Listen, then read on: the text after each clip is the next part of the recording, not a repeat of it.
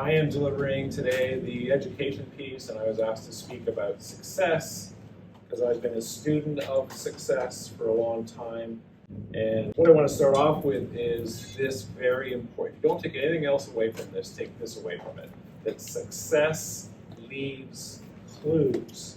People who are highly successful, and you can pick the ones that you respect the most, mentor at a distance even if you never meet them.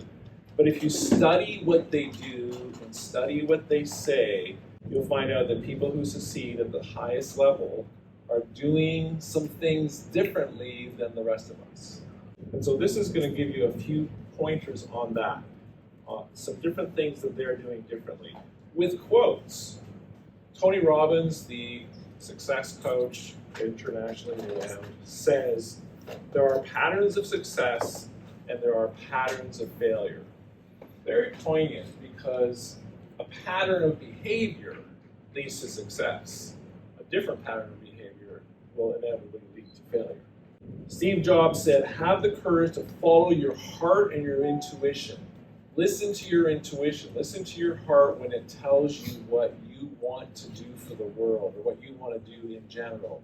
And if you follow that, you're in the right direction to be successful.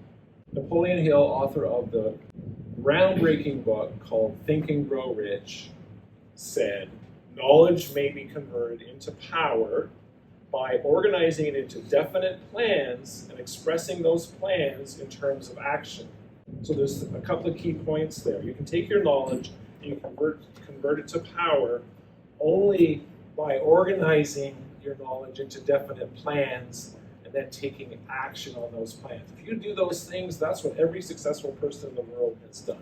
And then Steve Jobs also said, it's impossible to fail if you learn from your mistakes. So we will all make mistakes. We will all fail. It's not a bad thing. It's actually a good thing because it's something that you can learn from. Richard Branson, one of my heroes, says, if someone offers you an opportunity and you're not sure you can do it, say yes. I say, just say yes, and then learn how to do it later. So figure out how you're going to do it later. When you get an opportunity presented to you, this has happened to me a couple times in my life, maybe 3 times. Opportunity presented, I don't know how I'm going to do that, but I'm going to say yes, and then I figured out how to do it. Steve Jobs also said, passion and persistence are what separates the successful from the failures. Passion, that goes back to what he said about your intuition and your heart, and then persistence, never giving up and not listening to the naysayers. Robert Kiyosaki, author of Think and Grow Rich, says, the richest people in the world build networks. Everyone else is trained to look for work. So we're here building networks. We're on the path to success in that regard. John Maxwell, a thought leader in leadership specifically, almost 50 years or maybe even over 50 years now. Actually, I just heard that he just turned 73.